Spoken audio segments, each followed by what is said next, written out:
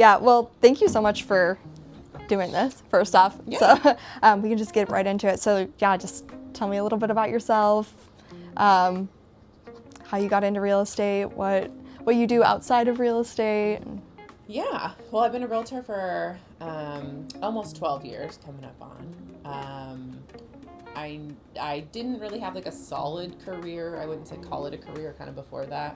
I just kind of worked like restaurant business, bartender, stuff like that. I would say as far as like hobbies go, I love to work out and do anything kind of like sweat session type stuff. My husband and I love to golf, so that's fun. That's so fun. Kind of a fair weather golfer, so this time of year isn't great. Oh yeah, where's your favorite place to go? Well, we really like just going to Royal Oaks. We have Okay. kind of a membership there. Yeah, So awesome. that's usually where we go. And my daughter, we bring her. She's Oh, kind of fun. the tool around with us and ride in the cart. So that's been kind of fun to kind of incorporate her into what we like to do. Yeah, that's amazing. Yeah. Other than that, just my 18-month-old, and she keeps me busy. And yeah, so just being a mom. So fun. And then yeah, what got you into real estate? Yeah, so I think I worked for a company a long time ago, and the boss's wife was an appraiser, and she used to come sit in the back office sometimes and just kind of use it as her office. And I would just kind of talk to her sometimes and hang out with her, and she would tell me a little bit about the job. And I always thought, okay, that sounds kind of fun and intriguing. And so I was pretty young then, though, so I didn't think anyone would take me seriously. So I kind of waited a few years, did some college and stuff. In the meantime, I talked to a few appraisers and tried to figure out a little bit more about that. They actually told me, it's a good job, and it had some of the perks that I wanted, flexibility, stuff like that. But they were the ones that actually told me that I should probably be a real estate agent instead. Okay. So oddly enough, I started kind of talking to some realtors and kind of switched gears, and they kind of agreed that it's similar to being an appraiser as far as like the flexible schedule. You don't have like that corporate lifestyle. You don't have to wear a uniform, like all the things that I didn't really want. And so they just said, yeah, you can kind of make more money, and it was a great career. So I ended up kind of listening to them and just figuring that I would give it a shot, and went through all this schooling and training. Yeah. That's so fun. Got started, yeah. That's amazing. He's gonna make himself comfortable. Yeah, and then are there any like funny stories, like client experiences or anything that you've ever encountered throughout the 12 years? Gosh, yeah. I mean, I don't have like a specific story.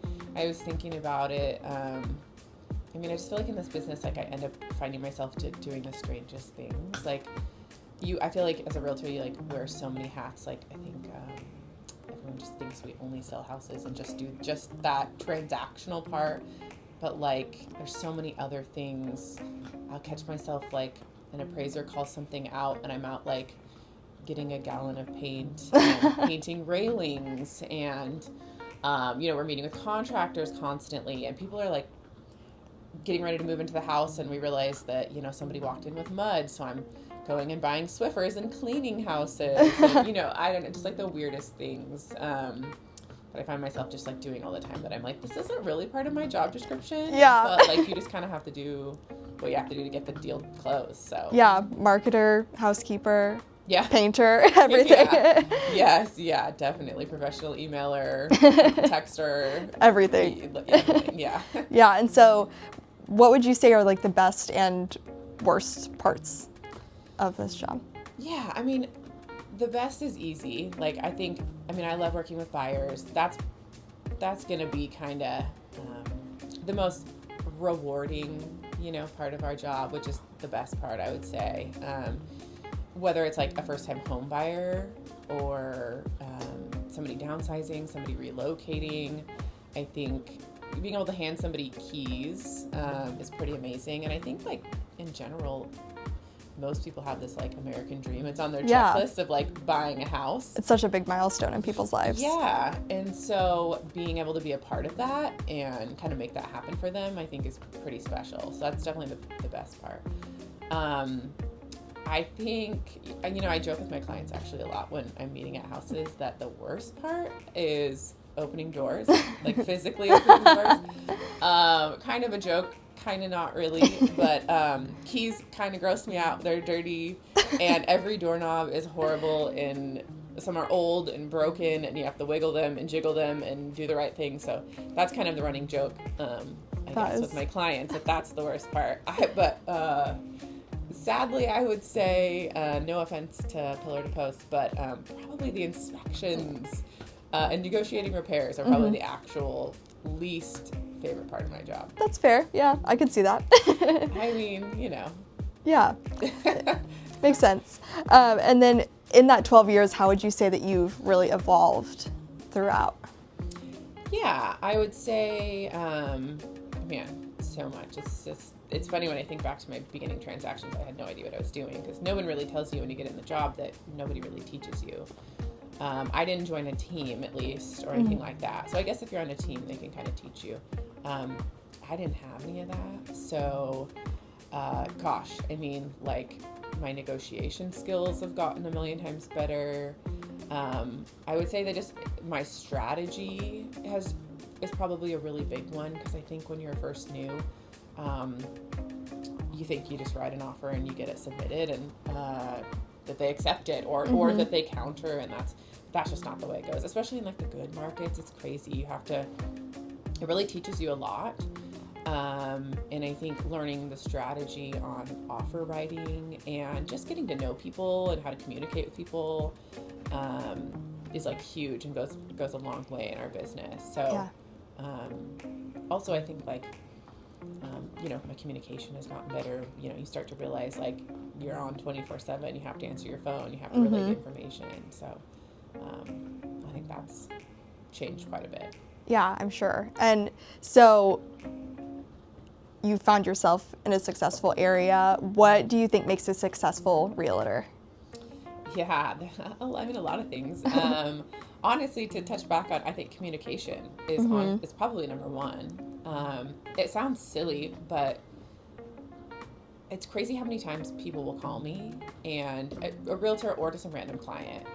Maybe they found me on Google or something like that, and they'll go, "Oh wow, you picked up your phone." Like, I've called 3 realtors and no one's answered, things like that. And I'm always like, that's like mind blowing to me that you had to call that many people and they don't answer their phone, especially in this down market. I mean, the market's, it's not terrible, but this isn't one of our busiest markets by any means. Yeah. And I'm like, what are people doing? Like, no one answers their phone. So that, I think that's important. And obviously communication in other ways, just relaying information to your clients is extremely important.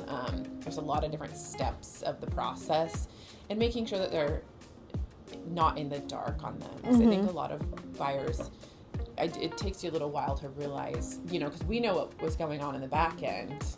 But if we don't relay that to them, they're kind of sitting there. I've had a lot of buyers that are like, "Oh, I hadn't talked to you in a few days and I was really stressed. I thought something was going wrong." Oh, yeah.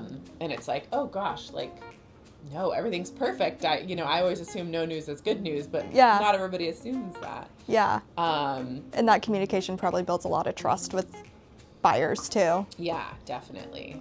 So that's definitely number one. I mean, one of the top ones at least. I also think obviously like local knowledge. Yeah. I was born and raised here, so I mean, knowing the markets, knowing the market trends, knowing the neighborhoods and the school districts, I think is all really important. I would say probably like, I was thinking about this the other day, probably 50% of my clients are not from here, they're relocating. Oh, okay. And a lot of them don't know anything about the area. They've never lived here. They might have like a friend that lives here, or they're just getting transferred, so they know nothing. And they're like 100% leaning on me, as Google, essentially. Yeah, literally. It's like, oh, maybe they've Googled a couple of things, but it's like, you can only get so far on, Google. So me being able to explain the neighborhoods, explain the, school districts, ratings, and just having the local, like, market knowledge and stuff like that, I think, makes a really good, it can bring you from a decent realtor to a really good realtor. Awesome. Yeah, that's amazing. And so real estate obviously is always changing. So how are you staying ahead of the new trends and all these things that are coming up as time goes on? Yeah. Things are definitely changing. I mean, I'm constantly trying to, the continuing education I think is really important. I think like, it's funny, I think we have to have like 30 hours every year, every couple of years. I don't even keep track because our forms change so often. Rules change, laws change, especially in the last like 5 years. Our forms are at the point where they change like twice a year. When I started almost 12 years ago, they used to change maybe every 3 or 4 years. So I have to constantly take classes and do continuing education. Otherwise, I would have no idea what I was doing. I mean, the fact that the forms change so often, and I think it's crazy, if people aren't doing all of that research and stuff like that. And obviously my brokerage helps with that, so that's really nice. But I mean, like the CE, it's always funny. I always think like, I have so many more hours than what's even the minimum requirement because I'm constantly taking classes to kind of learn. And just staying on top of things. Yeah, exactly. That's so important too. Well, yeah. I mean, it's like we act as lawyers when we fill in forms and forms, and so you have to be really careful and you have to kind of know what you're doing. So. Yeah. Oh my gosh, that's crazy.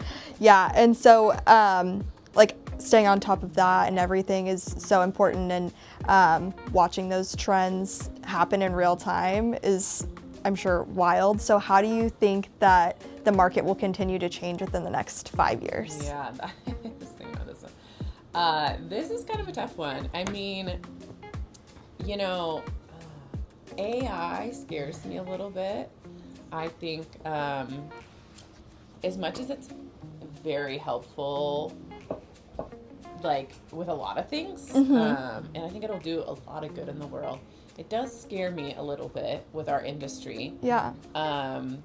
So I'm this is a tough one because I'm honestly a little bit nervous actually with everything. Yeah. Just to be honest. There's so much we don't know about it still. And Yeah. So I think it will be, I think it will help our industry a lot in certain ways, but I also think it'll probably put a decent amount of realtors out of business. So I think that it will be important to kind of be the best at what we do, and kind of really set ourselves apart from the ones that maybe just do 1 or 2 deals a year, the ones that maybe got in it to sell their friend's house or their mom's house or, something silly like that. Yeah. That are doing it part-time, that have like a full-time job doing something else. I think it will set us apart, but I think that the market will get good. I think that, it'll be good. I think that like we said, like we're kind of in a low. So I think the market will go up. But I think it will be tough in some sense to kind of stay on top of it and, exist with AI. Yeah, for sure. And so if you had a new buyer and they're like really nervous about the whole process, what do you do to calm those nerves and get them excited about the whole process? Yeah. I think being nervous is super normal. I think it's obviously one of the biggest purchases of your life. So if you're nervous, that's normal. Yeah. But I always tell them like, hey, it's normal, but you've hired me and you've hired me for a reason. And I'm going to do everything in my power to make sure this is the smoothest, stress-free transaction that we can possibly have. And there can be hiccups, but I'm going to make it as easy as possible. So, also it's supposed to be exciting. And I think that, people are stressed like at first. Yeah. I always try to tell them like, once we get into the houses, it's going to be exciting. Yeah. And you should be excited. It's fun. Like it should be a fun process. So I just try to make it as fun and stress-free as possible and just try to, explain that when we first meet so that they understand. Yeah. And so you're obviously working with people who are first-time home buyers and people who have dozens of homes over their lifetime. So what is something that you would say would surprise someone who's not in the industry? Yeah. This is a funny question, especially with all of the real estate shows that are out right now. Yeah, Selling Sunset. Oh my God. Yeah.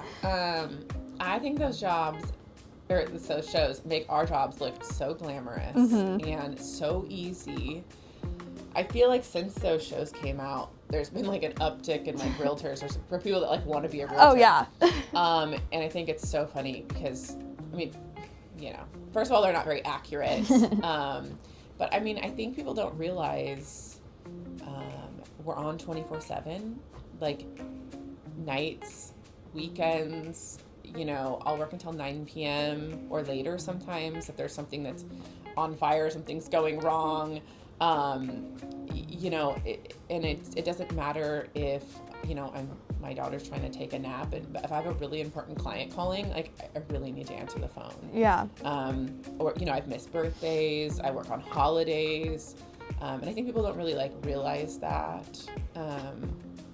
So probably that, and then to go back kind of what you were asking me before, I think that we wear so many different hats as realtors that people aren't realizing that or assuming that I'm out painting handrails to get the house to pass appraisal, you know, and this like the weird, strange things that I have to do all day. And I mean, I feel like sometimes I feel like I manage contractors constantly. It's like we have a sewer fail, you know, or a sewer problem, and I feel like I'm on the phone for days trying to juggle getting contractors out and repairs and then negotiate all the repairs and stuff like that. Yeah, so, it's not just putting in an offer and saying, okay, sign the paper and here's your keys. Yeah, and you know, like I said, there's always bumps and there's always problems.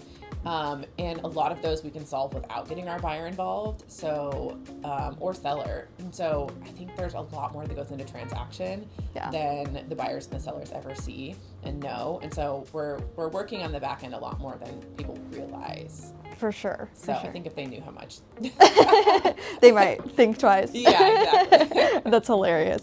Yeah. So this is one of my favorite questions. I think it's so fun. If you could create your dream home, what would it look like? Oh gosh. Yeah. Okay. So I live in Camas now. So I think I would stay in Camas because I love Camas. But I have to be kind of close in. You know, speaking of all the work, sometimes I drive home and back like 3 times a day. If I have an appointment at 9 in Ridgefield, I'll drive there. Got to drive back to Camas. I might have a 1 p.m. I have to drive back out. Might have a 5 p.m. So I have to be really close in. So I'd probably say 1 acre in Camas, close in, super close in. It also sounds kind of crazy, but I'd like to have like 4 bedrooms plus 2 offices. Yeah. So like 6 bedrooms total, and a bonus room, which also sounds crazy. And we like to entertain, so I would say having a big like covered patio, because we like to kind of have the indoor-outdoor feel. Yeah, that's so fun. Yeah. Of course, for my husband, we'd have to have a huge garage, so probably 4-car minimum. And because he's a golfer, he'd love to have a shop to do a simulator out there. Of course.